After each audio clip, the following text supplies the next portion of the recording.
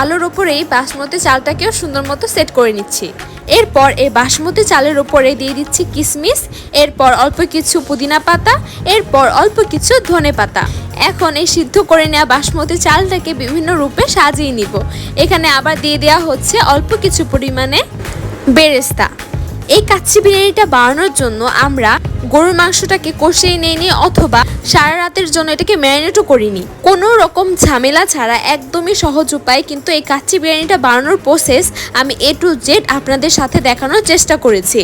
একদম লাস্টের দিকে আমরা এখানে দিয়ে দিচ্ছি কয়েকটা কাঁচামরিচ, এরপর দিয়ে দিচ্ছি অল্প পরিমাণে ঘি।